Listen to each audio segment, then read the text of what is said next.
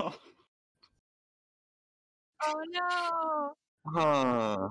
Testing. Hello. Hello, everybody, and welcome to Talk Speed Up, where Matt tries to wrestle with his computer, and this is a normal issue where he just doesn't ever know what's going on ever. My name is Kbot. I'm one of the co-hosts of the show. Matt, have you figured out your audio? Yeah, my mic, I had to reinstall all the drivers, so like on every piece of software, I have to redo everything. I haven't done it on OBS Studio yet. Is that why you needed the restart? Yeah, I needed to do a lot of things I didn't do, but we're here. That's about normal. They're right on time. All right. So anyway, we're the host of the show. Matt, why don't you kick us off? All right. A little bit about yourself, since we might be getting new people. Oh yeah. So welcome. So I was gonna say we're doing intros today, and Kbot wants me and him to introduce ourselves today. So I'll start. You know, why not? I'm Matt Ninja. I've been around for quite a while. Currently, I'm doing a mix of things. I was like, I kind of stopped playing because I realized I was bad, and it took a lot of time you had to play a lot to be good. So I stopped playing, and I just went all into commentating. I tried to do a bit of streaming here and there. I started this podcast, but more recently I've kind of been taking the back burner on commentary a bit, trying to play the game again, and it's mixed results here and there. So I'm trying to compete a bit more as a player, but I'm more well known for casting tournaments. But yeah, that's my kind of current intro. I'll go it over to Kbot. Yeah. So hello, my name is Kbot, or Kenneth. I am primarily a tournament organizer by trade. I'm also a commentator. In case you can't tell, the reason why the episode is called, or the podcast is called Talk Speed Up, is because Matt and I tend to like to talk very fast. That's kind of the whole shtick. So, yeah, I'm a play-by-play commentator. I am a tournament organizer. I am a collegiate club, a collegiate esports club president. So I do a lot of different things in the Splatoon space as well as the esports space, although I've only ever played in 3 tournaments competitively. So I kind of offer a unique perspective there of not really being a player that's grinded. As a matter of fact, Vic has played the game more competitively than me, and that might surprise some of you. Don't forget that, but that's okay. I don't really make a big deal out of the things that I do competitively, so I get that. Yeah. But our 2 guests today, you've probably heard of more than us. Dude, we'll start with you. Hi, guys. I'm Dude, or ThaSrb2DUDE, but you could call me Kadim if you want to as well. I'm, what would you call, a competitive player / content creator / streamer in the Splatoon community. Pretty well known, I guess. I do this full time as well at the same time. And I like to upload montages, games, skits, how-tos, basically anything that's related to Splatoon. I'm probably doing it. Yeah, except for podcast. Except podcast, yeah. When's the Dude podcast starting then? We need to think about something like that. All right. I don't know how to get that started. I mean, the Dude Cast sounds like a perfect name. I was gonna say. Honestly, a lot of things with dude in it just sounds good. Like, I was talking about my autobiography, and I was just like, if I had one of those, it would just be called Dude's Diary. Just a Dude's Diary. All right. Have the con talk. The con talking about that content. That's actually a great name. Yeah. For a cast. All right, you have your podcast name. Now you have to get the content. Of course. All right, and Vic, what's new with you? Hey guys, it's Vic. I kind of walk the line usually between the casual and the competitive content. I've told people this before, and I'll explain it for people in case they know who I am, that I actually did start doing YouTube with the intention of being only a competitive player. I uploaded content with the intention of being like, hey, I'm uploading this thing because I want to be able to watch it later, and if other people watch it, they may be able to learn like I was able to learn from my own gameplay.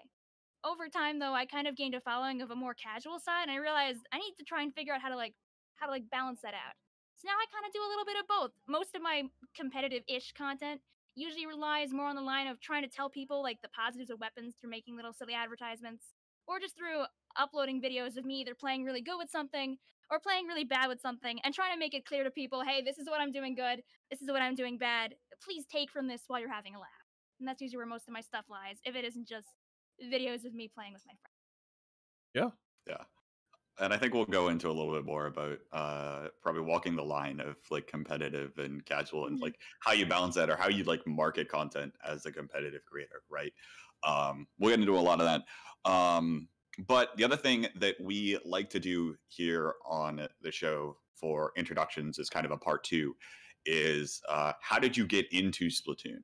And I think among this crowd, we can go into a lot of different aspects of that. So whether that's how you got into Splatoon competitively, how you got into creating content, or just how you got to know the game in general. So, dude, if you want to go ahead and start with that origin story could be interesting.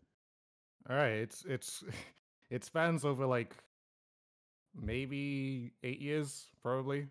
Or Of course maybe it even does. further, but it goes back for pretty far. But like, You hear that, folks? It spans over more than half of some of your lives in Twitch chat. Okay. That That's actually.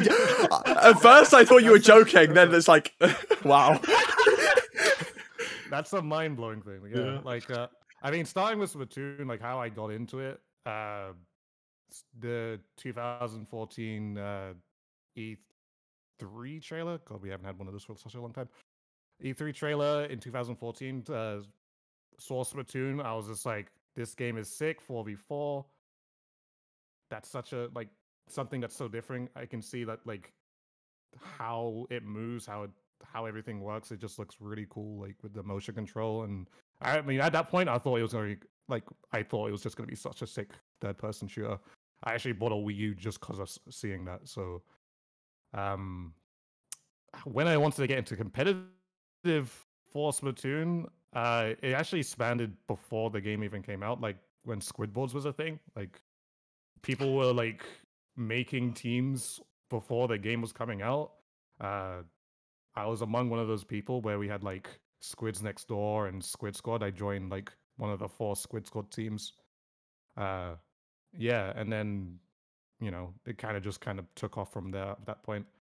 But I guess like going back into where I started with content creation. As you know, my name's ThaSrb2DUDE. The channel is basically like acronym for the game called Sonic Robo Blast 2. It's like a fan game that was made in 1998. And I've played that game since I was like 9 years old, and I've always loved it. It's like how do I even describe this game? It's like I mean, it's a Sonic game, obviously, but there's like this Doom. It's made off the Doom engine, and it's like this Doom shooter kind of mods or game type you can play. Like you could play like deathmatch and capture the flag as Sonic characters, but you throw rings, and all the rings and weapons in that game is like just like how Quake is. So it got like really competitive in that game with some people. I was like known as like one of the best like rail shooters, at least because I had like the best aim in the game. I mean, to be honest, not really many people played it, but I was good. I was good. You can tell anybody who still plays that game or an oldie from that game, it's like I was crazy. But I guess years passed, like from 9 to 16 years old, I started a channel because I wanted to show off my SRB2 skills and stuff like that. But then like one thing led to another. I just did like a lot of SRB2 content, and then I was just like, I kind of want to do like Let's Plays and all that jazz. And then I moved on to doing like other sorts of fan games. So like I branched out from one fan game to another, and like started doing Let's Plays of like Sonic Soul, Sonic Worlds, just basically a bunch of different fan games. And like I kind of built myself up doing a bunch of those. And I did like uploads like every single day for like a year or something. So it was crazy. Cool. But yeah, I mean, now 2015 to 2012, 2021, I became like just a Splatoon content creator. That's just been doing competitive and casual, but I guess at the start more focused on competitive. But now like I guess to the point now I'm kind of focused on a bit of both, like trying to have the balance, because like I'm trying to like grab everyone's attention that everything about Splatoon is sick. So yeah, that's what I gotta say really. Cool. Vic, what's your origin story like? I wish I could say that I was out there like playing another video game prior to this at a high level. I really can't say that. For me, before I was into all of this, I was just really busy with like getting into college. So at the time, like on the side, I would play a lot of Pokemon. I got back into Pokemon around Gen 6. Ended up changing my name around from I used to be Torisaur online, like Victoria, and like Bulbasaur. And eventually I was like, this name kind of sounds like if like a little kid like just really likes dinosaurs. So maybe we should try and fix this before we actually do anything. So I was like, what should I do? And I kind of really liked like this one Pokemon, the little butterfly one, Vicvillon. So I was like, well, I could just put a pun on that. So I did. And then I was like, okay, next step, I guess I have to actually get a capture card. So I kind of saved money from like the part-time job that I had at the time, grabbed a capture card, and I was like, I mean, I really like Splatoon. I need this capture card because I want to be able to watch myself get better. That's so I have like the confidence to join a competitive team. Because at the time, I was still busy with class. This was a little bit after Splatoon came out. Because when Splatoon came out, I bought a Wii U. I split it like half with myself and half with my parents. And I got a Wii U for my sister and I's birthday. So I got the Wii U, played the game, enjoyed the game. Year passes, I get the capture card. I really wanted to get to S+ before I joined a team. Like, I had been watching, like, content up to that point already. I had been watching Twitch streams after I moved on from Pokemon. I was like, I want to be good like this. I went to visit some friends at one point, and I, like, got to S rank while I was at their house because they were working full-time jobs, so I had lots of free time. I was like, if I can get to S on a side account, maybe I can get to S+ on my main account. So this, like, I was like, okay, if I can do this, then maybe I can do it. Because a lot of people remember that in Splatoon, you only had one rank. You were one rank across all modes. It was a pain to go up. It was so easy to fall down that, like, a lot of people ended up, like, churning the waters of that, like, S to S+ land with, like, no way out. And I remember when I got the capture card, it helped me understand what I was doing right and what I was doing wrong. Because back then, we couldn't just, take our funny little pro controllers, hit the capture button, and get 30 seconds of gameplay to be able to go back and analyze. There was no, oh, I died. Let me see why I did well or why I didn't do well. I tell people to do this, by the way, to improve. They can't get a capture card. But that definitely did help me improve. I was able to keep S+ more reliably. I was actually able to get on a team with a few people that I really do cherish, even if I don't speak to them too much anymore, unfortunately. And that's kind of what led me to do my thing. I wasn't really doing very much besides uploading the occasional, like, here's 40 minutes of unedited footage of me playing an S+. Oh man, I'm playing Jet Squelcher on Triggerfish. Haha, funny. And that didn't go anywhere. But but like, it was still like footage that existed. And in my mind, I could watch that and I could benefit from it. I get like, like a couple of comments. This is back when I had like comments like enabled on my phone. So if I ever got a comment, I could read it and be like, oh, I got a comment on my phone. Wow, so cool. Wow. And Somebody likes what I'm doing. yeah, someone likes what I'm doing. And there was one video in particular that I posted that wasn't a competitive video at all. It was just maybe like a month before Splatoon 2 came out. I had recorded a video of myself playing in a Rainmaker game where we happened to have a hacker in the room. So, like, haha, look, there's a hacker in the room. But, like, the hacker disconnected really early on, so we kind of all got stuck in the room, and the whole room was to waste. So it's just, hacker breaks the game, everyone squid parties. There's little text on the bottom of my silly little quips of my thoughts, and that's all the video was. And that video didn't really do very much for a long time. But it ends up coinciding with when I go to Squidstorm in 2017. I finally meet a whole bunch of people in the community. I kind of double down on the fact that I really do want to do this. I want to figure out how to like actually be a content creator. I figure out that my laptop is like just powerful enough to stream at 720p 30. And when 2018 rolls around, I'm like, okay, I have a month of break between my classes because I'm in college at this time still. Why don't I start streaming? And I stream to a couple of people. And that turns to a handful of people. And I don't understand, where are these people coming from and why are they interested in me with no mic, just playing Splatoon at 720p 30? But the thing that's happening is the hacker video is exploding for no reason, just because the algorithm must have liked it. So that boosts me up a little bit and lets me actually garner a small community right away, which kind of ends up leading to other people becoming my friends, and I make connections, and things kind of lift off from there. And that's how 2018 starts me doing my thing. I don't actually make any silly advertisement videos until like the summer, like close to LISS. Things just kind of accidentally worked out for me, and I'm very lucky, and I'm very honored. And like, I stuck with 720p 30 streaming because I feel like I was very rude about that. I stuck with 720p 30 streaming, I want to be very clear, for about a year and a half of making content. You can absolutely stream and make a following for yourself with that. I did not have a computer that could stream at 1080p until I was at like nearly 14,000 subscribers. I made it a long way with like the bare minimum. If people like you for who you are, you will naturally like gain some people who like will stick around for you. People that will vouch for your content, will vouch for your personality. Things can work. Yeah, That is I so don't have true. a good way to end this. I would just say I streamed TASL on 720p 30, and I've streamed everything for about almost 5 years on 720p 30. Yeah, exactly. It works. it looks just fine. Yeah. That was my don't Switch like go to 720p 30 if I remember correctly. I think that was. I mean, back.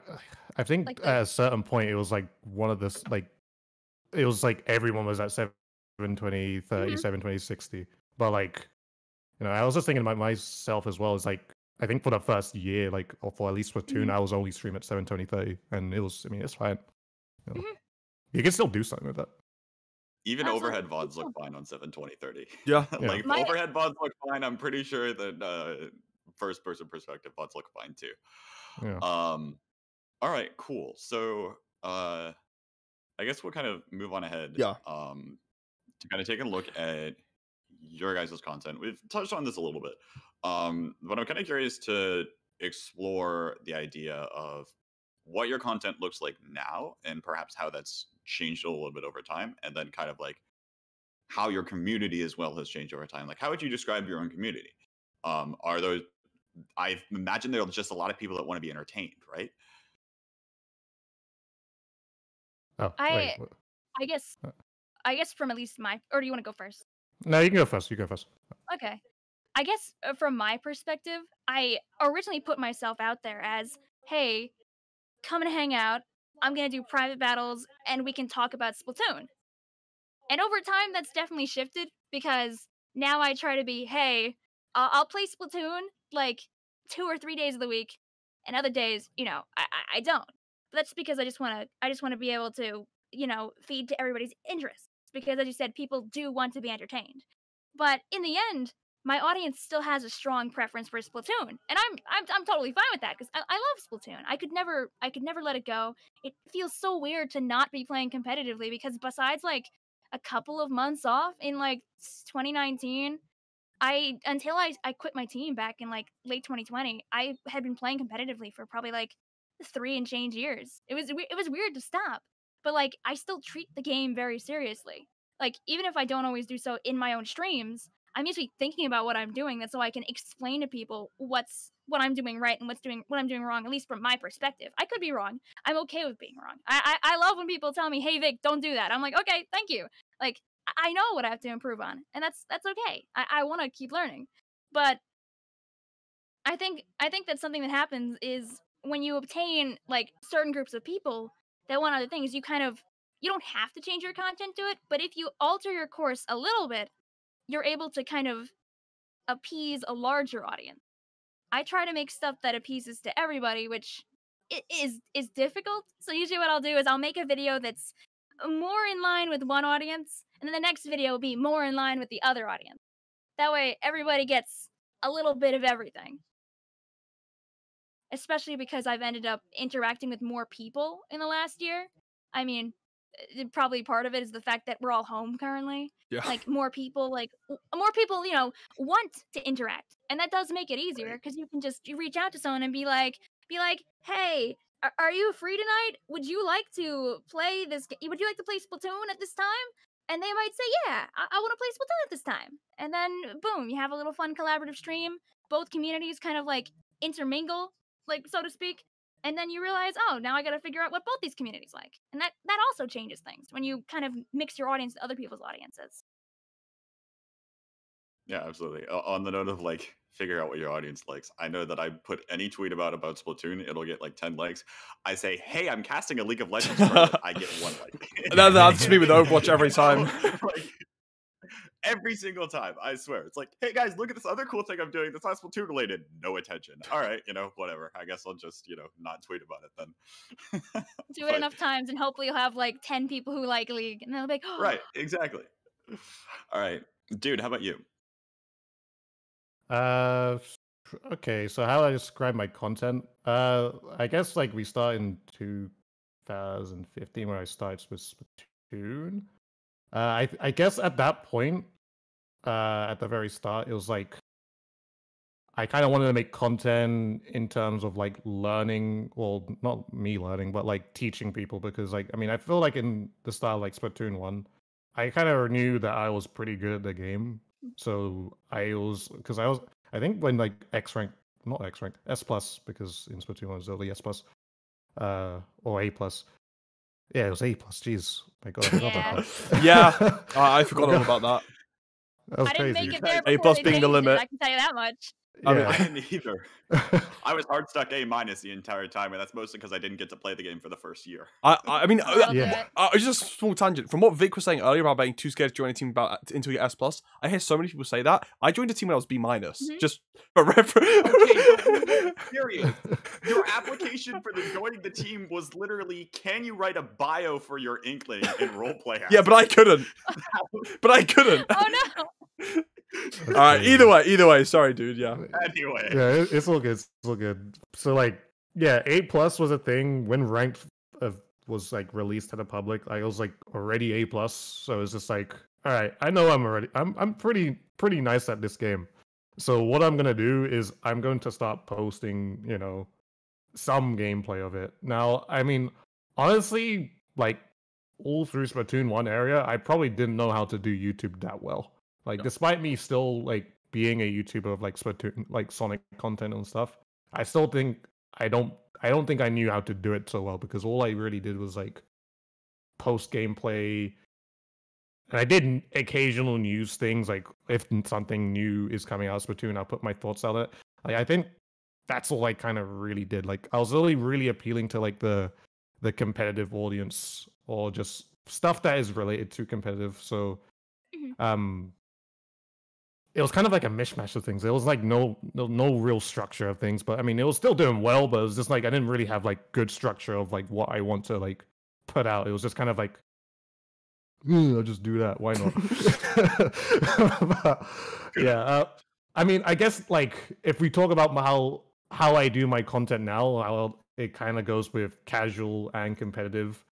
I think how I go about it is that now, like, so say if we're talking about something, I guess, competitive, like, I haven't released the videos out, but they're coming out soon. I've been doing like some tournaments recently with like some other streamers like Mel, Barry, my friend Mudcup as well. What I've done now is like I'm doing like tournament videos that are like not like just your usual highlight where it's just like, oh my God, I got triple kill on X team. Look, it's so cool. It's like, it's just crazy moments, It's just crazy moments. And it's like also stuff that has to do with us as well. Because I think like one real important thing that why people like, I guess, watch me in general is that, my personality is it's pretty nice as well. It's pretty good. Yeah. Humble brag. No. Yeah. It would have been funny to go, oh no, people hate me. People hate my personality. I'm just the worst person. They just like the gameplay. Yeah.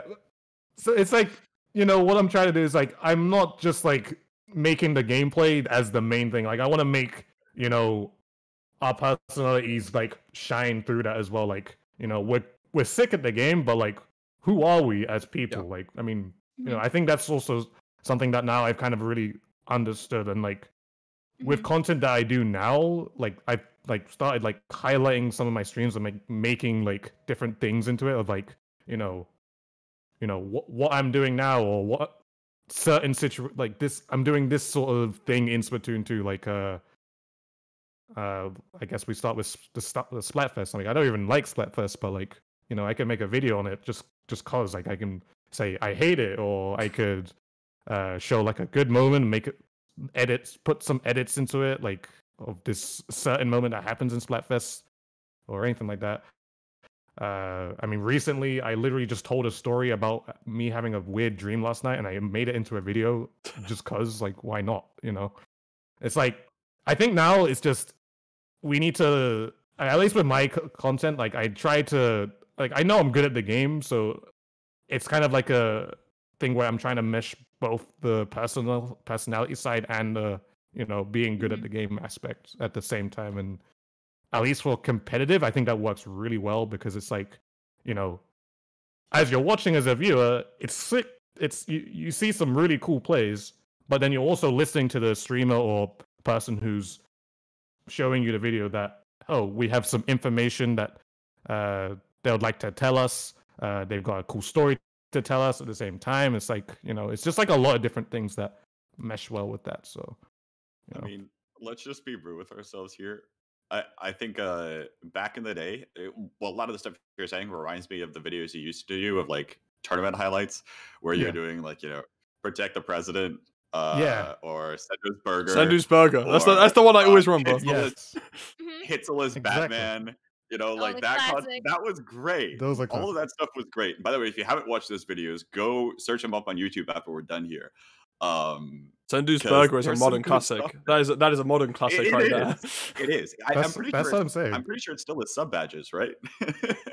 I think it is. Yeah. Like the thing is like, I'm glad you mentioned that, because like those videos are still doing well now. like years on, people still come back and.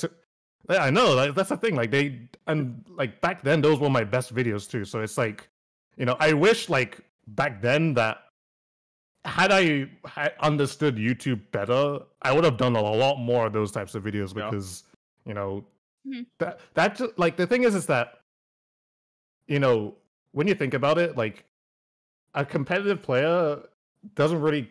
I mean, they would care, but like. They always are gonna be appealed by someone being good at the game, like if they're watching. But bringing in someone who doesn't really care so much about the casual competitive side, a casual really does like enjoy like knowing the person who's playing the game or how they're doing it. Like the personality side of it. I think if you're able to do that as a competitive player, it just works so well for everyone, And that's honestly probably where the two of you shine the most, right? Is in your personalities, right? Hell yeah. And especially, I mean, having been able to show that over time for so long.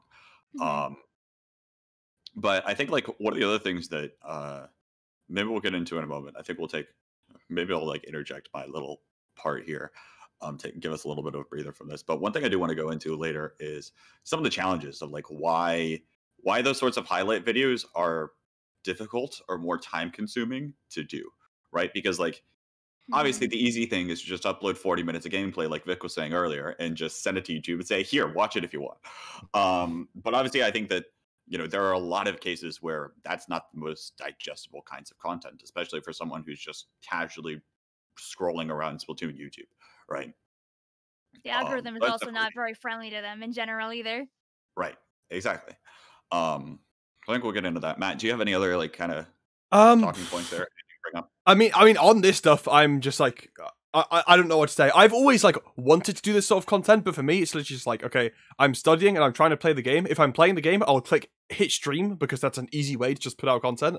But I like editing, making videos, I just don't have time. But I really want to over summer. I mean, that's all I can say. I want to make videos too. I can also give the best moment of my life and the biggest flex of my life is I ate a burger with Sendu in France. So that's like the best moment of my my entire life. So yeah, that's all I can say really. It's the content that makes that work, right? Yeah. People are like, oh, he's eating the burger with him.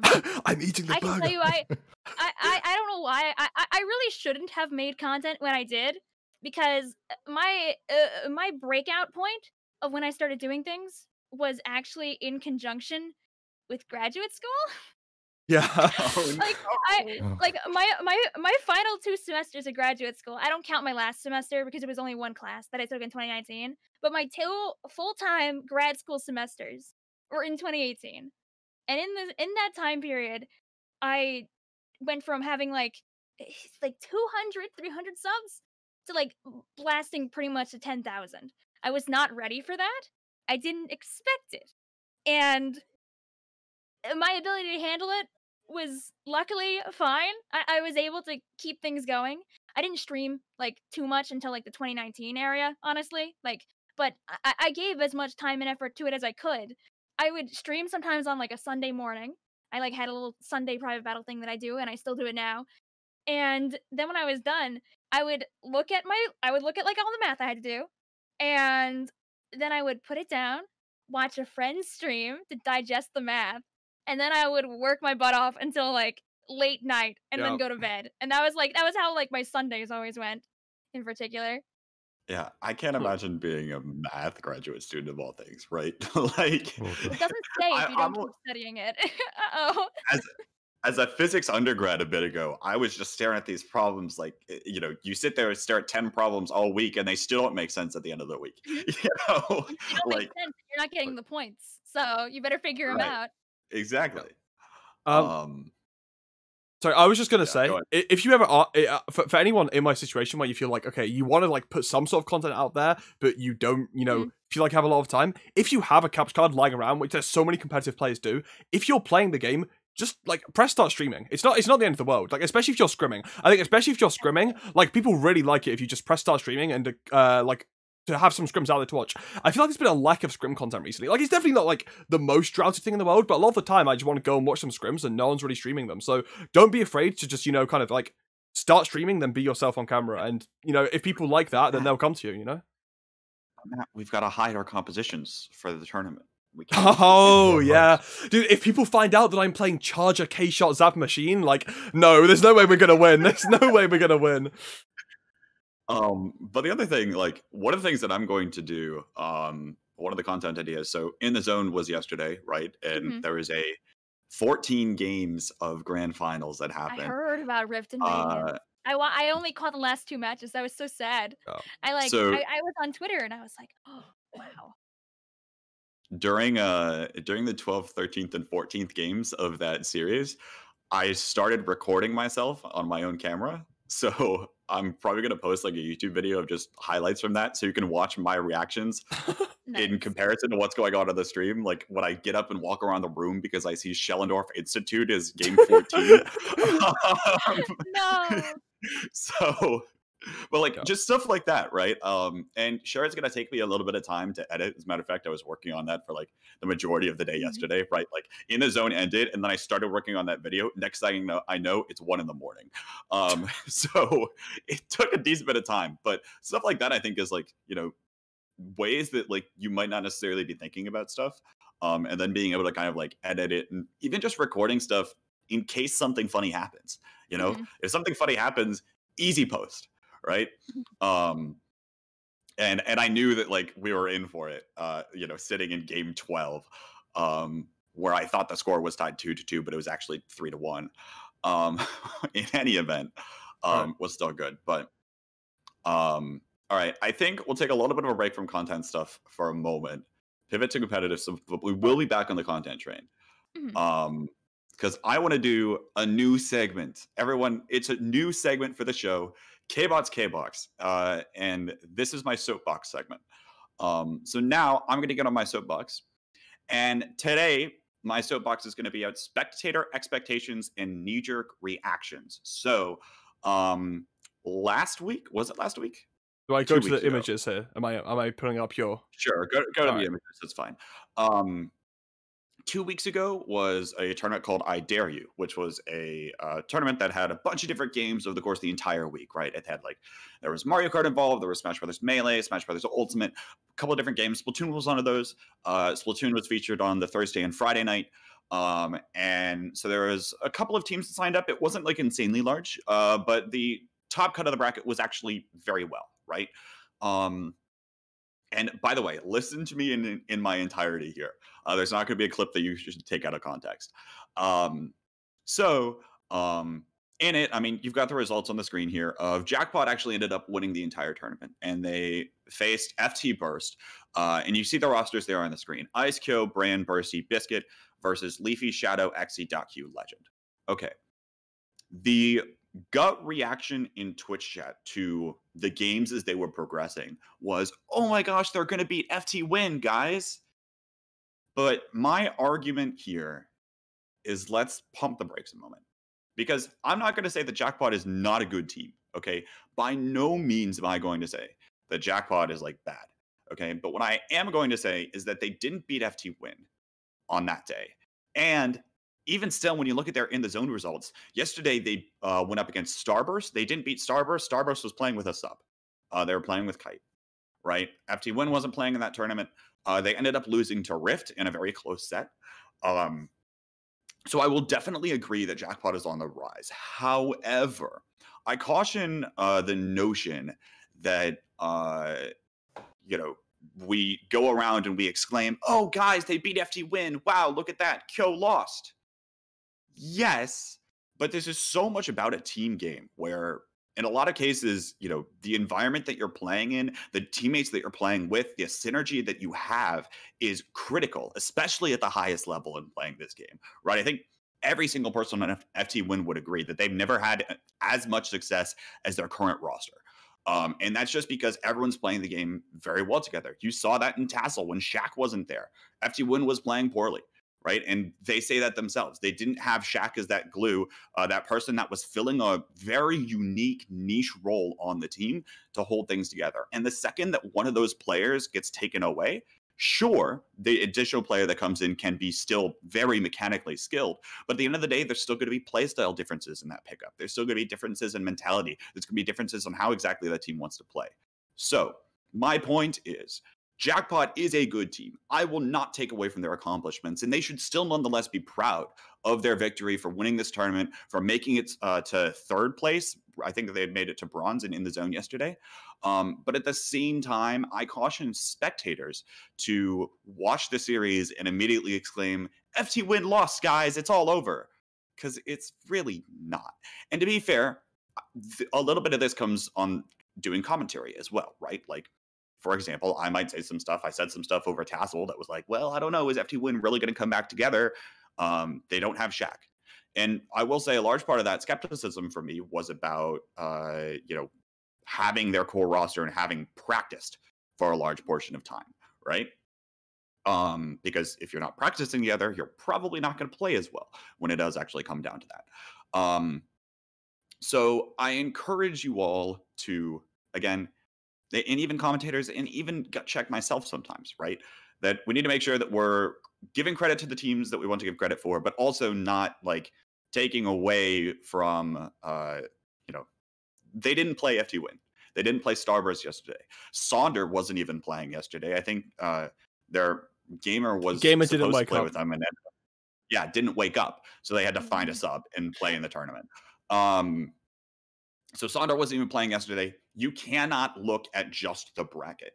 And the other thing here to note is even next time that I'm the one in control here, and I'm the one organizing a tournament, cough, cough, Grain Grounds this weekend, I'm almost definitely going to be seeding FT Win and Starburst ahead of Jackpot. And that's like if they're signing up with their core rosters. And that's not a slight towards Jackpot at all. Again, still think they're a great team. They're still probably going to get top 10. But at the end of the day, they still haven't proven to me that they've been able to beat an FT Win core roster or a Starburst core roster. They didn't beat Rift yesterday. They didn't beat Radiance either. I think they lost 0-3 and got swept there because Radiance was playing very well. So again, keep that all in mind, and let's pump the brakes sometimes. That's all I ask. I cannot repeat enough.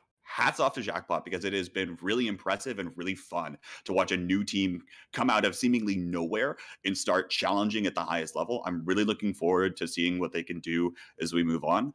But again, let's calm down, everybody. FT Win's not going anywhere. Starburst isn't going anywhere. They're just playing it with pickups. So that's it for Kbot's Kbox. I think I've got another one next episode too. I forget what it is off the top of my head. But hopefully more segments like that where I just come on and I rant for a little bit will happen. So sorry that was boring and you didn't get to hear from the people over there. But we'll get back into that episode bit, unless any of you all had any other comments. I mean, I was personally entertained. Yeah, I was entertained. I personally prefer the segment where someone very intelligently just names a random person as their favorite person of the week. But you know what? That's your analysis thing can also be all right, I guess. Either way, I think I guess this leads on, because this is the one other like non-content inspired thing today. Sort of leads on from what Kbot was talking about. There's new teams on the rise, and Deep Blues retires. I kind of wanted to mention Deep Blues here because I thought it'd be kind of, they are a legacy team in Splatoon. Like Deep Blues, for you guys that don't know, Slaughterhouse is the Deep Blues roster with a sponsorship on top of it. But yeah. Oh, Kbot. Deep Blues was competing back when Dude was still playing the game. Damn. But Deep Blues has been a team around for a long time. I mean, I remember scrimming them with like some of my old teams with people that I've not spoken to in years. Like they've been around since 2016, I think. So big legacy team, finally like retiring as a name, so that's pretty sad to see. Although I am definitely gonna be interesting to see where these players go. Shout out to Keen and Soldier for playing with me in Into the Zone. So obviously they get the hype for that. But out of it, I would say the more exciting thing is 3 new teams have formed. I'd say I'm really hoping I'm not missing any, but I'd say the 3 new teams that have formed most recently: Jackpot, as Kbot was talking about, Whole Lot of Rage, and Sunrise. All NA teams mostly, with the exception being Nylon out of Daybreak. Sorry, but with the exception being Nylon being British. Apart from that, all NA lineups. Yeah, I think it's pretty interesting. I like that there's some new teams coming in. I don't know what any of your initial thoughts on the team are. I would say that the kind of Jackpot's the most interesting one to look at so far. No offense to Whole Lot of Rage. I know they're probably going to kill me for that because, that's who they are. Well, okay. I think we haven't seen enough out of Whole Lot of Rage. They played in the New Year's edition of Testing Grounds, and they looked promising. There was a lot that they were showing that looked like it could work. But I think it's, again, one of those teams that requires all 4 members being there. Rob subbed in for Gator in the zone. And that didn't go as well for them because they didn't have all 4 people there. And that's exactly what I was talking about, right? In terms of the synergy, in terms of making sure that you have the entire team there, because it's a team game, right? At the end of the day. And you can be much greater than the sum of your parts as a team. So I think that Whole Lot of Rage is probably one of those teams that's going to be in that kind of area. But yeah, Jackpot's been doing very well. Daybreak, I'm curious to see where they actually end up. Because right now I still have them pinned about where like a Requiem would be. But we'll see if they can come up on the rise. But as you mentioned, still more free agents in the market. Where is I know Taylor's still been playing the game quite a bit. Taylor's been playing with DJ Sendo and Brian currently. They're not a team, but those 4 have been playing together. They're not a team, but like, come on, you guys have played in more than a couple tournaments. It's more than a pickup now. You're a fancy pickup. A fancy pickup. A project. It's like a project. I've seen that word thrown around more than ever recently. And I guess, like, I understand the concept of the project. I guess I'm the kind of person where I've just tended to play with very specific people at a time. And usually those are the people I end up playing with. Usually end up being the people that are actually on the team that I'm on, plus, like, any of our associated friends. And usually outside of that, I either don't have the time or don't really have the initiative to, like, reach out and be like, hey, I want to play with you sometime. And now that I'm not really currently active, that probably will continue to happen. Even though it would be very cool to, like, get back and play a couple of tournaments because it's been a few months. I really personally don't know how to, like, reinitiate that thing and, like, do a pickup, which I understand is actually an issue that many people in mid-level have anyway. But I mean, without it becoming a project, that makes sense. Vic, if you're down, I'd be down to do a pickup sometime if you want to carry my S+ butt. I was just saying, Kbot, are you X? I'm down. Are you okay with being carried by someone who, like, gets to X 2400 and then quits for the month? Sure.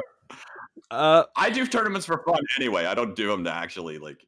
I've literally last tournament I played was a SOS, I think, or it was either an SOS or a Testing Grounds, and I didn't win a single game because that was also the night where everyone was DCing, because like we were under some Cloudflare attack or whatever. But yeah, anyway. Yeah. No, I think that's a good point. I was also just thinking of like the Winnie the Pooh meme, right? Where it's like the pickup of the normal Pooh and the fancy Winnie the Pooh says project. I feel you. I've been everywhere too. I've come in your last lands. I've been in like Top Gun. It depends on who you're playing with and like why you're there. It's okay not to win. You can just do stuff for fun. That's right. That's the other important thing, by the way. We're all here for fun, right? If you're not playing Splatoon for fun, I don't know what you're doing. If you're doing competitive because you feel like you're forced to, stop. It's supposed to be for enjoyment more than anything else, right? There's not like money to be won here or something. I'm still TOing because I guess I find it fun. You know, some kind of weird thing in me says that TOing is fun, or whatever that is. Power plays Splatoon for the money. Okay, well, good luck with that, buddy. Yeah, me too. All right. Any other comments on teams? I think I was just gonna see are there any initial excitements? I mean, for me, I'm excited to see Q playing the game again. I've been I feel like I've raved over Q a few times on this podcast. I think she's a super talented Charger player. I think we saw that in the zone especially, where Charger just wins on zones. And I think we really saw that come to fruition. But I'm really excited to see these teams. I'd like to see a whole lot of rage if they I've been in their VC once when they were playing with each other, and the name fits the team. Oh no. So I'd like to see how they can do if they go through anger management session, a few anger management sessions. But I don't know. I'm just excited to see these teams play. It's nice to see some new teams. I hope that EU can catch up some new fresh teams soon, because I don't know, NA 3 new teams. We kind of got nothing. But if you want to move on, then I can. Or just have more Squid and Good play in more tournaments or something. Because actually, they played well this weekend. They beat. No, I don't want to talk about Squid and Good. I don't want to talk about Squid and Good. They reverse swept me after I said let's not get reverse swept, and two of the games we lost by 2 points. I don't want to talk about Squid and Good right now. If we beat, I don't know. Anyway, the closest games are the ones you remember. Whether you win or lose, hope you learn something from it. That's what I like to tell people, at least. No, I think Matt's just going to be tilted. I learned that I should stick to commentary. All right. Content. Back to content. So I guess I typed out a bunch of different questions for the next section. But we can even focus on some of the challenges, whether that's of YouTube. I also typed what are the kind of content mediums there are, because there are a lot of different content mediums. It's not just about Twitch streaming or YouTube videos all of the time, right? So I think if we could talk about those, maybe pros and cons thereof, and kind of go from there. Yeah, I mean, and that's the other thing, is the challenges of making, first of all, what makes good YouTube content, and what are the challenges of getting to that point? Dude, maybe if you want to kick us off there. Sure. All right. So yeah, content mediums. We got YouTube. We got Twitch. I think a majority of people, if it's talking specifically of competitive, majority of people kind of tend to stay on Twitch. But if it's a thing where you really want to grow it, because there are a lot of 1 to 10 viewer streamers out there, and majority of them are either top players in DivX, whatever, or mid-level. What's it called? But wait, where was I going with that thought? Oh yeah. All of them are either Twitch streamers, which is good, but they should all try to get something on YouTube, or if they actually want to grow their stream. Because just streaming on Twitch is not going to grow your stream, unfortunately, because it's not really their fault. It's more of Twitch's fault, because their discoverability is next to zero. If you're actually doing stuff on YouTube along with Twitch, you're going to be discovered. And if you're known within the community already, you're going to be discovered. The thing is okay, you're streaming, you make some sort of content from your stream, and you put it on YouTube. Reason why it gets discovered on YouTube, because it's through Google search engine. Everyone uses Google. Literally, it's literally like it's the place to be. Honestly, Google I is don't know how big. to really describe Google's it. pretty big, honestly. Yeah, something billion, something 7.5 trillion. You know, it's crazy. But what's that called? Like, yeah, you want to do kind of like a mix of both. Like, you want to do them alongside each other. Like, if we're talking about like what makes good content, obviously, it needs to be digestible to a certain extent. Like, you can have a 40-minute video or 30-minute video. I mean, trust me, I do it. I do tearing it up. But you know, there's actually there's actually something within tearing it up that makes people want to continue watching it instead of it just being, I play solo queue for 40 minutes on this date and time. Watch it. Like, you know, like there's got to be something about there's got to be something like reason for why someone wants to watch a video. You know, you got to make some sort of give someone a reason to watch it. So like, you know, obviously with tearing it up, like it's sort of a tricks and tips video of like, it literally is just solo queue video like content, but like it's a tricks and tips series that also you get to learn a little bit about me, but you're also getting to learn about the weapon that I'm talking about at the same time. And on top of that, you, the viewer, are the one that chooses which weapon I play every single time we do another episode. So, you know, there's so much to talk about within each game. Well, I do so much talking with each game that it's something that keeps bringing people back, you know. If we're talking about like a 40-minute video, it doesn't have to be called tearing it up, but you know, that's whatever you want to call it. If we're talking about like digestible content, the most digestible around like 5 to 10 minutes, doesn't really matter what it is. Like, you know, as long as it's like it's some sort of moment. Like if I bring an example, I made a video called "The Most Impossible Jump in Splatoon 2." It's an 8-minute video. It's just solo queue. It's like, you know, a few highlights here and there, but it's talking about a specific moment where I literally could not jump from one side to the other and like skip a pavilion, and I failed to jump like 3 different times. 12,000 views straight away, you know.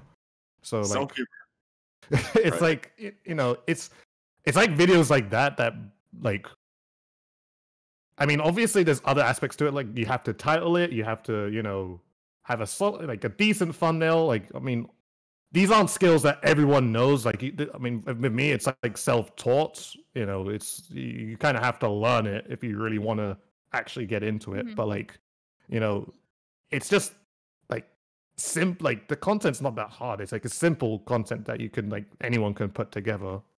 I think while you're on the topic of thumbnails, I think it's very important that people realize that while you can have text on the thumbnail, it's important that it's like big and like actually pops out of the thumbnail. You'll see that many people, when they put together a thumbnail, they'll have like the text on there, but they won't have it like differentiate from the background in any way. And if you can't read it when you're looking at it on your own phone, other people are not going to be able to read it when they're on their phone. 100%. It can be good sometimes to upload something in advance, take a look at it in public or like in private, like on your phone, and say, hey, I can't really see that. Maybe I should like fix it up. And that might also help to like garner a little bit of attention for yourself. Yeah, 100%. Like, I remember seeing another person trying to get into it. I guess this is like, you know, advice for like a thumbnail. Don't put. I studied graphic design. Okay, I did like a bunch of thumbnails and all that type of stuff. But like, as advice, don't just fill the thumbnail up with just a ridiculous amount of stuff unless like there's some sort of point to it, like text here, text here, text here, text here, and then we're gonna have like this background and, you know, random Captain Falcon guy coming from the sky. Like, it's like it needs to be clear to a certain extent. Like, it needs to be so that the viewer can actually see what is going on. Like, it's, you know, not too, I don't know, not congested, but like it's not too filled up. I think that's a good word for it. Yeah. Okay. But yeah, I guess the one way to think about it is just like, if you're making a thumbnail, less is more. That's why I kind of go off with that type of stuff. There was something else I was going to say, but I forgot. But it'll come back to me in a second. But yeah. The one thing that I want to comment on, and this is something that I quickly learned while doing Tassel, right? Like Tassel was more or less my YouTube, right?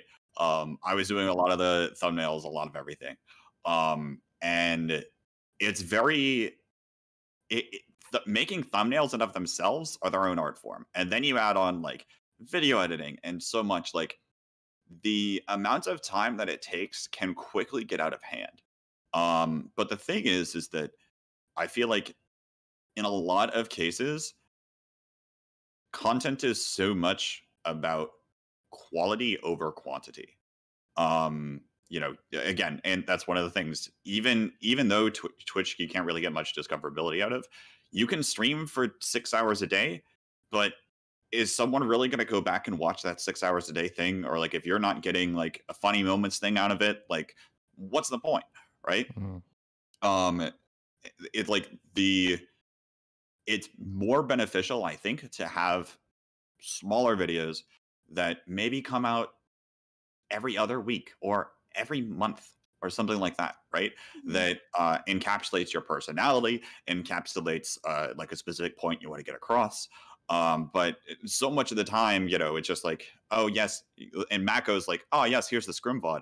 But the difference is between like you, Matt, and perhaps the generic viewer is you're actually looking for the scrim VOD because you're a competitive player. Right. But in reality, let's be real with ourselves, guys. There are so many more Splatoon players that are not competitive players, and frankly, couldn't care less about competitive content. I think that sure they want to see the game played very well, but like they want to see more personality. They want to see more life. That in general should be that should be known to people. People should know by now. But the Splatoon community, is huge. The competitive Splatoon community isn't ginormous. People don't realize that we're like a tiny bubble that doesn't interact with like the massive like art community and like Tumblr community and stuff like that. The casual Splatoon community is stupidly big. It's really, really big. So if you can make your content reach that audience, then it's like that's like plus 500% immediately. And so, can I give an example from my own content of how I was going to say, the question goes to you two. How do you make it appeal to that more casual audience? Honestly, it's honestly half algorithm luck. Like, YouTube knows what does well on your channel. If you have a video break out, they will try to push that same video again next time and see if that pattern continues. Now, it doesn't always work like this, but sometimes if the pattern breaks, they will lose faith in that type of video, and you have to kind of like earn it back. Like, I had to fall to the side definitely of doing a lot more casual content around like the Splatfest season, because I realized that, I could keep doing my things, but if I threw in an extra like Splatfest related video for every time a fest came up, that I would that my YouTube would naturally benefit from that. I wouldn't really gain like an audience of people that really liked competitive content, but I would at least gain an audience of people that liked Splatoon.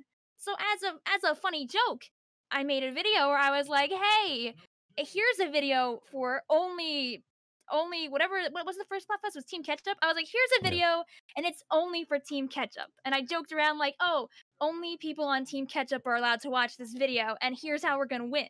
And I was like, I rambled for like 3 minutes about like things you could do, like, like sticking together with your teammates. Like, I put actual advice in the video, even though it's supposed to be a joke video. I threw like a cat video in there, and I shoved it off into the wind, thinking nothing of it. I went off on my day. I come back and I look at the analytics later. Oops, it's my best performing video in like a month. I'm like, why?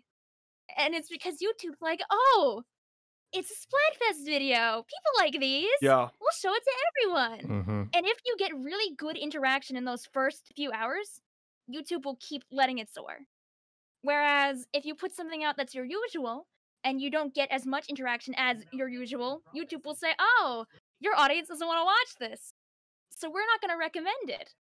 And that is how a video that you care about can end up not doing as well as it should. So when it comes to the content creators that you might enjoy watching, whether they're, like established like members of the Splatuber community, as like Dude and myself would be, like, or if there are people that are much more newer, like, don't take the view count into account of the quality of the content, because you never know if YouTube is just not pushing that thing. And if you are a voice for that smaller content creator and say, hey, this is a person that I really like, they don't get a lot of attention, but I think their content's really good, that can be something that spreads to like one or two of your friends, and then one or two of their friends. And over time, your voice could be something that helps them accidentally grow. Like maybe you didn't mean to like make them grow, but just the fact that you mentioned them once can give them like a little bit of a push in the right direction, even if you never interact with them. That's kind of a little funny YouTube thing, little silly algorithm thing. Yeah. YouTube algorithms are weird. It's kind of the thing like where like if you see like I mean I know it might be like a little bit discouraging for someone who's like really small, but like if you like make a video and you see that one like it does a little bit better than like most of your other videos, I guess. It's kind of a thing where like you take that niche of that kind of video and you do it again just slightly in a different way, you know? And it's like you can do that with like multiple videos that do well, and it could literally boost your channel like crazy, you know? So like I mean, I hate bringing up tearing up every single time, but literally that was one of them. It was literally I did this. I used to watch them before I played competitively, so exactly like I did this thing and I did it several more times, but it's just slightly different. It's the same thing, but it's just slightly different every single time. And you could literally just always have a video up ready every single week, you know? And then, you know, you could do a lot of things.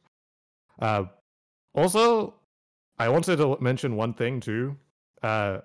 This is something that, like, I guess all mid-level players, literally, honestly, not even just mid-level players, every single competitive player could do this. Like, it's just making sure to, like, have content that appeals to casual at the same time as competitive. Like, I guess one of the easiest ways to do that is, like, you're gonna have to bite the bullet and play some solo queue. Not gonna lie, because the thing is that, you know, if we're in X rank, like every single competitive, not every but one, but like majority of, very many of them are in X rank.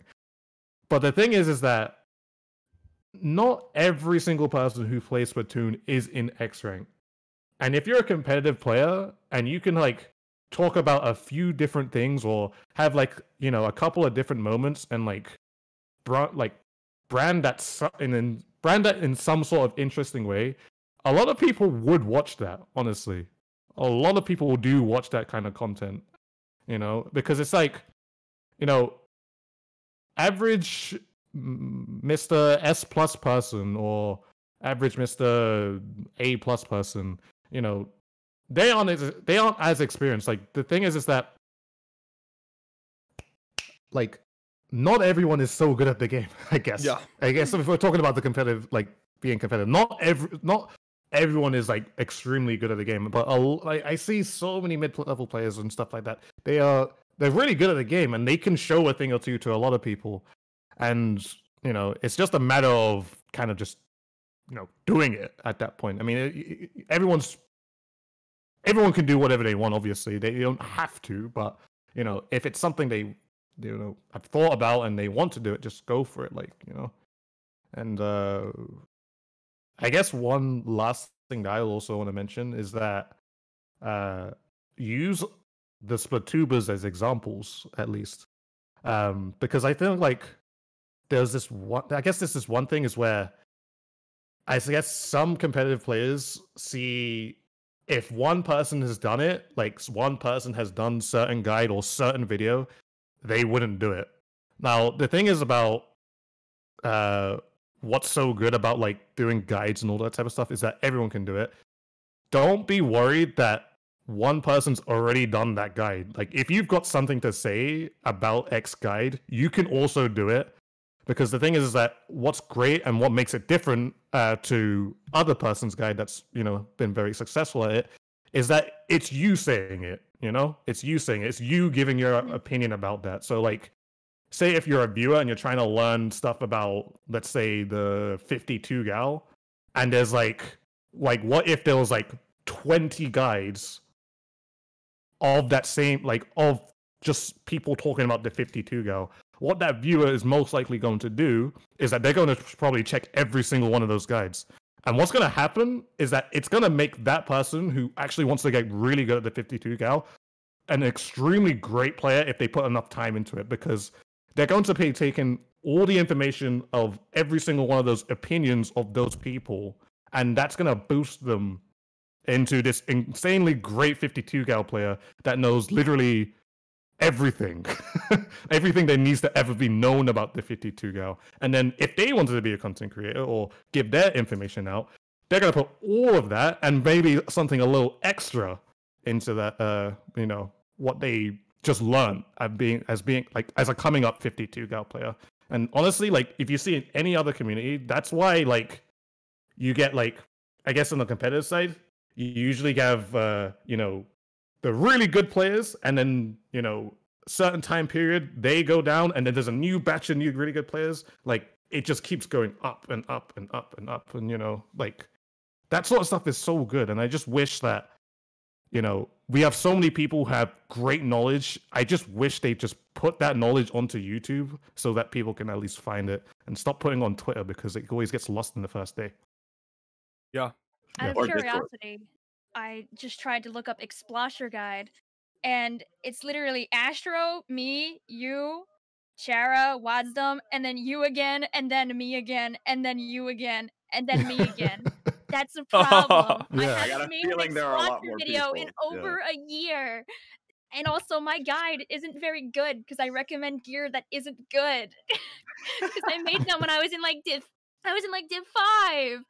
I didn't know what I was talking about. I was just using my own experiences. I would love to see people like that are actively playing these weapons overtake us and like give their experiences to people, like Dude was saying. Like people who actively play those weapons. Like, I mean, I'm excluding like Wadsum and Chara because they actually do play those weapons very regularly.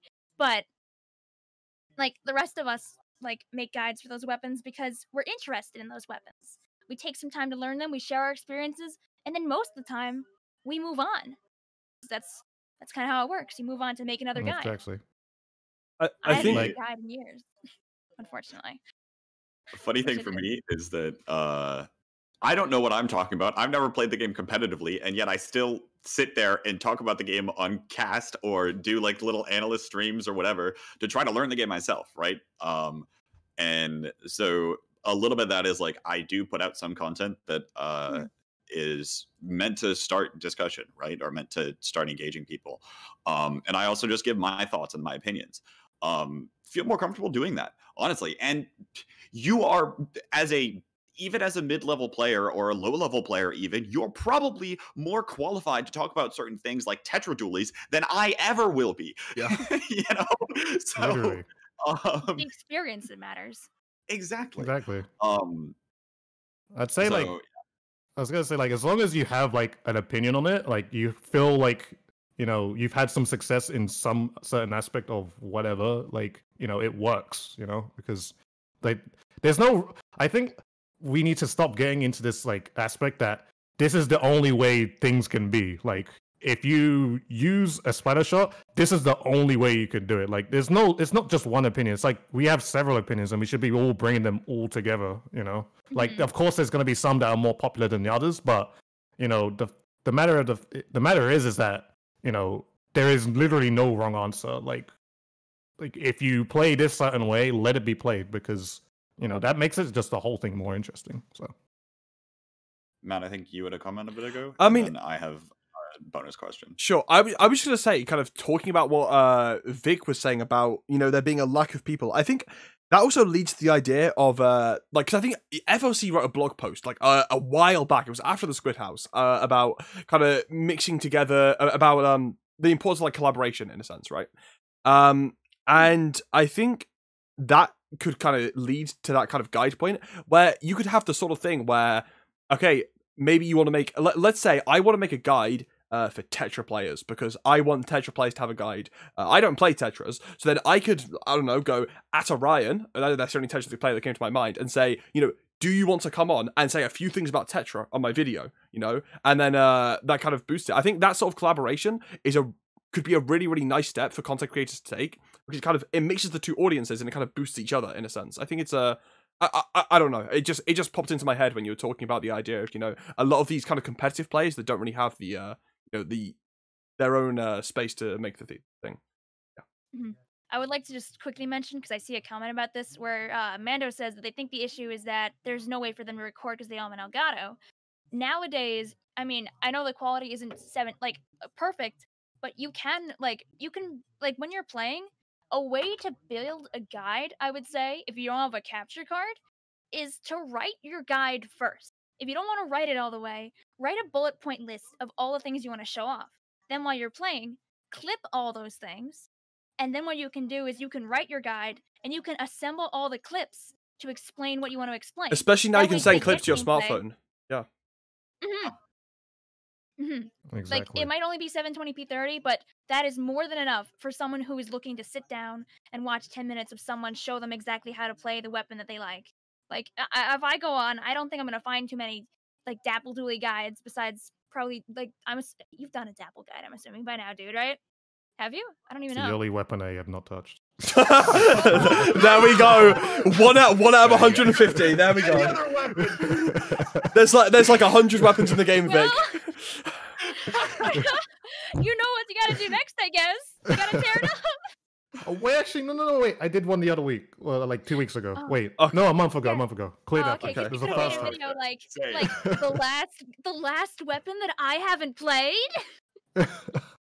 Oh man, literally, I hate that weapon so much. Not gonna lie. But...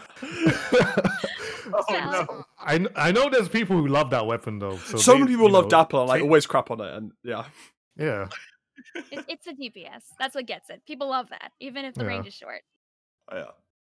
But the other thing I think, kind of to go off your idea, Vic, right? If you're making a 10-minute guide, that's what, 20 clips? If you want to cut them down to be safe, maybe 30, so you can make each one maybe 30. seconds. Like, come on, that's not completely unreasonable, right? You probably knock out half of those in a 3-hour, 4-hour session, right? If you're playing the weapon actively and you're doing the things that you want to showcase. So I think getting the actual content isn't necessarily the hardest part, especially if you have that idea of what you want it to look like in the first place.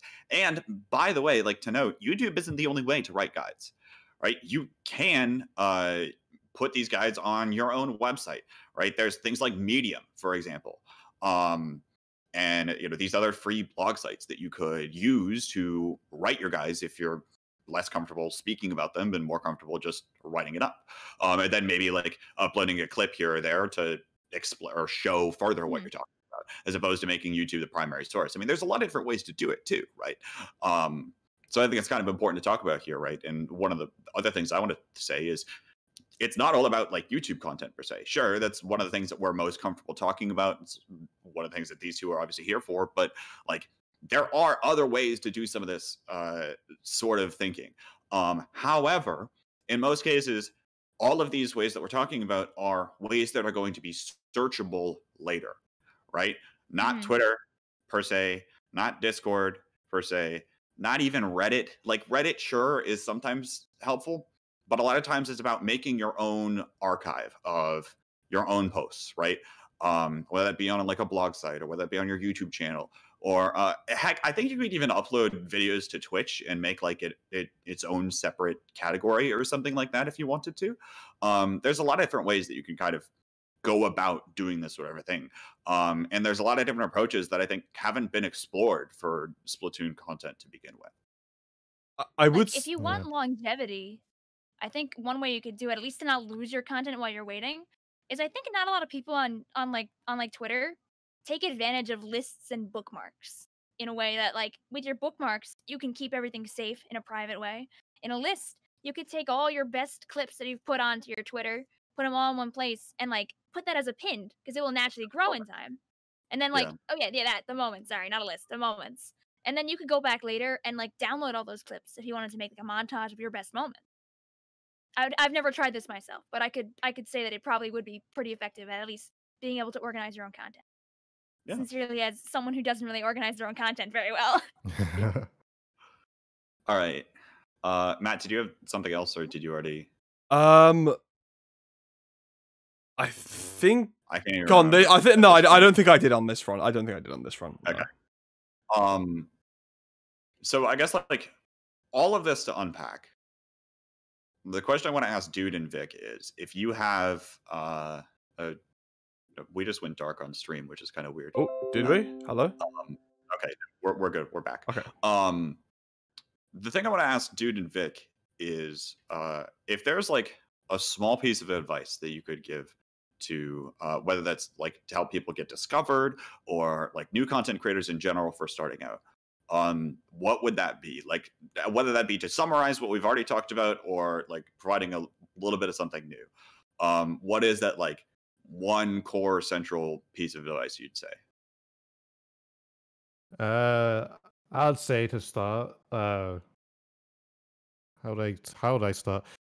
I mean, I think of course it's just, don't start too late, because like, I mean, I guess now in Splatoon 2 we're kind of getting to the, I'd say, I mean, I don't know if we're getting to the end point of Splatoon 2. I'd love to get a Splatoon 3 now, but I'd say don't start. Yeah, it might be a while, but like, I just say don't start too late. Like, even like now, if you're thinking about it, just get something started. Like maybe once a week, once every 2 weeks, like something that's manageable. Like, if you decide to make a guide, but don't just only focus on the guide. Also make some other things as well, because I think your personality is also really important, and like, don't feel discouraged to feel like, oh, my personality might not be so, well liked or anything like that. I mean, of course, real world, some people's personalities are just going to be kind of trash, not going to lie. But, if you're genuinely like a nice person, which 95% of the Splatoon community are really nice people, like someone's going to like you. There's like so many people in this world who will still like you. It's like, don't feel discouraged that people won't like your content or anything like that. Like, obviously, try to learn about what kind of, like, try to learn from what you're putting out as well. Like, you might put like a few videos out. Like, try to think, how could I make that just a little bit better? Like, I've put, just a game. All right. If I'm a viewer, I'm a YouTube. Okay. How can I put this? It's like, you kind of have to put yourself in the viewer's seat. If you're actually trying to like make content, like you put yourself in the viewer's seat and just say, is this something that I would love to watch regularly, or is this the sort of content that like, that I watch, like, from other YouTubers or anything like that? Like, would I really want to watch this video that I put out? Like, you have to kind of think about things like that. And, once you kind of find the, I guess, videos that you put out and you're happy with, and you feel like a lot of other people like, you can kind of just keep doing them, but add a little bit something different every single time, and then improve them every single time. Never feel like it can't not continue to be improved or anything like that. Like, just keep, just always try to look up. Like, never think something's perfect, because perfection is nothing that, it doesn't even exist. You can only ever get better, like, every single time. So yeah. Real quick to interject, two things. One, watching your own content back is almost like watching your own Splatoon gameplay back, or watching your own commentary back, right? Same premise. You want to try to learn from yourself by fixing some of your mistakes previously, or figuring out how you can do a certain thing better. And I think that's an important part in the entire process. I had something else to mention that I forget what it was. I hate it when that happens. All right. Vic, what was maybe if you've got like one piece of advice, what would that be? I'll keep it short, because I know the time and everything like that. But I know that I do focus mostly on the YouTube side. I only really am on Twitch to like talk to other people on their Twitch streams. But personally, as I know a lot of competitive players do like to be on Twitch primarily, play with your friends. Like even if it's not a scrim, record playing with your friends. I personally, when I was still more on the casual competitive line, I like to call myself semi-competitive because I felt that I wanted to be a competitive player. I was actively trying to improve, and like I was getting there slowly. I was like S in Splatoon 1, but I like in my mind I felt like I was a competitive player because I was like actively like in the scene, like trying to understand stuff. People may have different opinions on that, so I won't jump into that hot seat. But There's a if scale. if people are playing with friends, personally, me, I am more likely to watch that. Not because like it's inherently like better gameplay. In fact, when you play with people and you're having a laugh, sometimes you play a little bit worse, honestly. But as Dude was saying, when you become personable, that is when people are more likely to stay. And if you're trying Hmm. to do something like reach Twitch affiliate, which I know it's only a few viewers, but keeping those first few viewers is hard without some level of interaction and without something that like if you're not being pushed up by the fact that you're already a popular player, you have to find some other way of keeping people there. And the way you do that is with your personality. If you're playing the game competitively, and not saying it doesn't work, because some people it does work, but usually someone who's speaking more often, like giving little tidbits about themselves while like talking to others, will usually be able to garner a larger audience. Like I used to watch Hitzel and all of his friends play like League. I used to watch Tudos and the gang when they do their runs to see how many points they could get in Camp Triggerfish by the end of the rotation in Rainmaker, because that was always Same. great to watch. When you get used to like seeing a certain group of people play together, you in a way become a part of that group. Not literally, of course, but just like those people become a part of your life. Like and when you do that right, when people like want to be there to see you and your friends hang out, that's how you can gain a small amount of audience. Will they be there forever? Maybe. Like people's interests can change over time. It's kind of like if anybody in the audience right now watching this has like a favorite content creator and friends that they like to watch in their spare time. Like maybe you won't be watching them in a year or two. Maybe you will. Maybe you'll find something else. But you might watch them because of the interactions they have with each other. So don't be afraid to turn as long as you have your entire like team's permission or all your friends' permission, don't be afraid to just hit go while you're playing with your friends. You never know what might come out of it, especially if you hang out together like once or twice a week. Yeah. To I mean, well said. yeah. I mean, come on. Back in the day when FT Win used to do the no mic streams, you know their mic streams were better. Like you all know that, right? 100%. It was so much fun listening to FT Win play the game as opposed to actually watching them play the game for their skill. Um, Oh, so wait. Also, including on that, if you want to make highlights out of those VODs, one of the easiest ways to do that, a friend of mine told me this, and it works actually really well, like a lot of the time, is if you have the VOD out in front of you on your editing software, just start by looking at the parts with the audio peaks. No, That's that's such a good idea. that's where people are getting excited. That's what Yeah. I do. Yeah. If it ends up not being good, I'll just move past it. But usually it'll be me like, oh, like this thing happened, or like laughing about something. And if you're just trying to get a bunch of like charismatic, kind of loud content, that can be a good place to start, like in the video. Then you can like build the build up from there by going backward. Yep. Yeah, I just want to say too, probably just to say to FT Win, they have loads of streams like that. I'm just saying, if they just cut their stuff up like that, because their conversations that they have on their stream is hilarious. Yes. Honestly, Check they it once or twice. Absolutely. Those Yeah. videos were fantastic. Yeah. Do more of them, please. like if they put those on YouTube, I'm 100% guaranteed that will blow up. Honestly, they really could push that something to something really big. Especially having the title, we are like the 6-time NA champions. That's such a huge title and such a huge flex that you can push that on, put that on YouTube, and it will blow the F up. Honestly, they really should do that and take advantage of that. We'd probably push it too, to be honest. If We I would as saw well. it, I would retweet it instantly. I'd be like, "Hey, go watch them. They're better than a lot of people, and you'll probably learn something and have a laugh. Go." Yeah. 100%. All right. We're running out of time here. Matt, Yep. It's time for your favorite segment of this show. I don't know about. We should actually take a poll one day about how people feel actually about Matt's Player of the Week. Dude, I constantly get. I'm seeing group chats. I'm seeing in chat. Everyone wants to be my Player of the Week. Everyone goes crazy over a Kbot. You don't understand. I was reading it. I was reading in a group chat earlier about Dura saying that he's waiting for the day where he hears me say that he's the Player of the Week, which he's not, by the way. Spoiler alert. There we go. But I don't know. This is more an overarching like player, just in general. I guess it's relevant to this episode, you know, 'cause it's a content episode, and it's a content medium that we have not mentioned once the entire episode.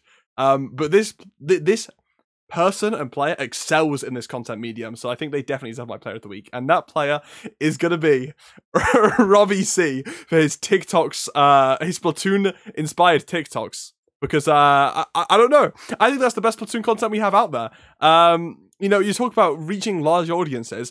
I see my like little brother on his phone on TikTok 9 hours a day. If you make some TikToks about Sendu's bald head, then I think that's the best way to blow up the scene, honestly. So that's my Player of the Week definitely goes to Robbie C right here. One thing to tie this into, I think this is what I meant to say earlier. Having content that is attracted to more of a casual audience and allows you to get a following might also allow them, like if your goal is to grow the competitive scene, if you infuse some of your competitive content with some of that more casual content, the casual content will draw people in, the competitive content will get people to pay more attention to other stuff, right? And so, hey, maybe TikTok's the way of the future. Who knows? Maybe more people should do that. I'm not on the platform, so I don't know. I've been put into a couple of duets with people that I don't know. Like, I don't even know why. They just tag me in things, and I'm like, oh, is this how TikTok works? The only video I've ever put there is like a single video of my cat, just to show people that it was me, and so people wouldn't think it wasn't me. All right. Well, it's outro time. We've been going on for an hour and a half. If you missed it, of course, this will be live on Ninja's YouTube channel, and I'll eventually tweet it out whenever he gets it up. But we'll go start out with the guests. Where can they find you? And do you have any other shoutouts? Dude, we'll start with okay, I'll start. So you can find me on YouTube, ThaSrb2DUDE, on Twitch, Twitter as well, same at. Find me on Discord as well, discord.gg/SRB2DUDE. We have an amazing community growing up there as well. Like, it's very, very active now. There's like 5,000 people there. It's pretty crazy. And also, it's a good place to go there. Like, honestly, because I love talking about this content stuff. Like, it's super fun to talk about, and I wish I could have more people to talk about it. And I just want to say this personally to every person in the Splatoon community who is actually looking to get into content like that. Hit me up on Discord, please. Like, if it's like a video idea or you want to learn how to title your videos, like, I'm always open. Like, I don't get like many DMs about that. Like, how do I actually start? How do I title my video like this? How do I do? Like, I will give you guys ideas. You know, if you've ever tried to, you know, try to piece it together, I will literally tell you what you should do and what is actually going to blow up. If you know what I mean. So, dude, I'm open. We talked about this earlier, by the way. Before we go, Vic, we'll get to you in a moment, but we talked about you originally, like, you were the guy that was like, hey, we need more competitive content. Yeah. So over the course of the past like year or two since you made that, has the competitive community gotten any better? And what's our rating? So, I mean, there was like a small dip in the pool, but it's not quite there yet. So it's like, I mean, I guess the rating, I'm so sorry guys, but it's like a 2 out of 10. It's a 2 out of 10. Like, it's very honestly, peak. I know. I miss 2015. I miss 2015. We had like Nintendo. We had Squid Kids. We had Squids Next Door. We had then Dudes. Like all of. Yes. Please, people. To act like I'm crying. Sorry, guys. You did, Chara. Chara says, I did better at least. You have done better, honestly. But there's honestly work. I actually want to talk to you because I think there's work you can do to actually make that a lot better than how it is now. And I actually literally tell you what videos are actually going to blow up too. So. All right. 2 out of 10. Y'all need to do better. Vic, where can the people find you? A lot better. I mostly just use YouTube and Twitter. I do have a Twitch, but I don't use it. I just use it to talk to people. I know that my @ is misspelled on the side of the stream, as I noticed a little while ago. There's no third eye. It's okay. I tag all of my YouTube content also with Vicvillon, because I know that no one can spell my username right. I'm so sorry. I roll with it. No, don't worry about it. Don't worry about it. It's part of the running gag. I only noticed when Kbot was doing his soapbox talk, because everybody got moved to the side, and I was like, oh, it's wrong. Don't worry. It's VICVILLON. But don't worry. That's my Twitter. That's my YouTube. My Instagram, I never use it except like 3 times in a month, and then not for 2 months, and then 3 more times in 2 days usually will be the page of the Instagram. That one's Vicvillon YT, because I locked myself out of my own Vicvillon Instagram, so did myself in nice and good there.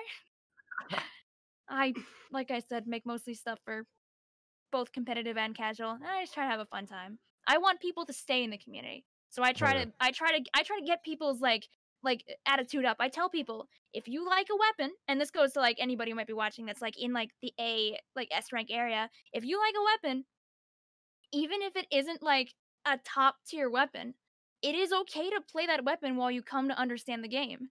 After you understand the game, then you can find out what actually works the best for like your playstyle that might also be like viable, so to speak. Like, you can make the weapon viable for you for a very long time. And I think that's just something that people have to it's important to know. On that note, and if you're looking for more content for my shout out, it's a good transition here. The One Trick Mindset. Search that up on YouTube with Talk Speed Up. There was a clip that's on my channel where we talked a little bit a couple months ago with Jared and Bagel, 2 fantastic top players, talking about how perhaps the One Trick Mindset can be beneficial. In terms of learning the game and having a better understanding. So if you want to hear it from them as well, check that out. You can find me on Twitter at Kbot_273. Shout outs this week. Grand Grading Grounds is this coming weekend. Once again, it's the major curse where we've got like 20 teams signed up right now, and hopefully we hit 100 by the end. Signups probably won't close until a couple of hours before the tournament, but you should do that this week regardless, at least for my sanity. If you want to check out more information on that, I'm sure I'll be retweeting most of this tweets that Nine puts out about it. 9holegrains on Twitter is the person. I'm also going to link the Discord in here. And also, if you're looking for the Talk Speed Up Discord, we do a very, very poor job of publishing this server.